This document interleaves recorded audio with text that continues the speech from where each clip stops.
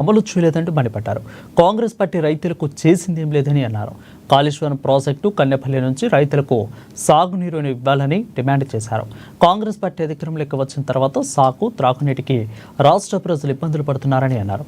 BJP అధికారంలోకి వచ్చిన తర్వాత కార్మిక వ్యతిరేక విధానాలను అవలంబిస్తుందని ఆగ్రహం వ్యక్తం చేశారు.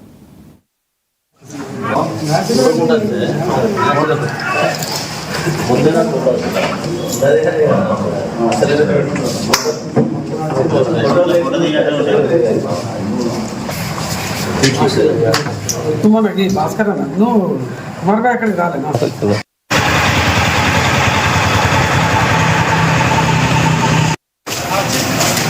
బీఆర్ఎస్ పార్టీ పక్షాన ఈ యొక్క ప్రభుత్వానికి మేము హెచ్చరిక చేస్తా ఉన్నాం.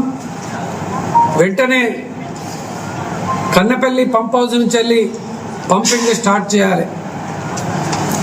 ఈ వరదలు గోదావరి నుండి వచ్చేటువంటి వరదలను సుందిల్లా బ్యారేజ్, అన్నారం బ్యారేజ్ దగ్గర తప్పకుండా ఆపి సముద్రాన్ని తలపించేటువంటి విధంగా గోదావరిని 365 రోజులు నిండు కుండలాగా ఉండేటువంటి విధంగా చేయాలని మేము ఈ సందర్భంగా డిమాండ్ చేస్తూ, ఈ కార్యాచరణ ఈ ప్రభుత్వం, ఈ పార్టీ కాంగ్రెస్ పార్టీ తీసుకోకపోతే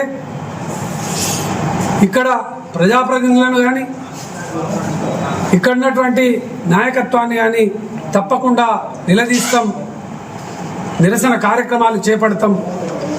వారం రోజుల టైం ఇస్తా ఉన్నాం. వచ్చేటువంటి వరద నీరును సుందిళ్లలో, అన్నారం బ్యారేజ్లో నిలుపుదల చేసి నీళ్లు ఉండేటువంటి విధంగా చేయాలి. లేని పక్షంలో రామగుండంలో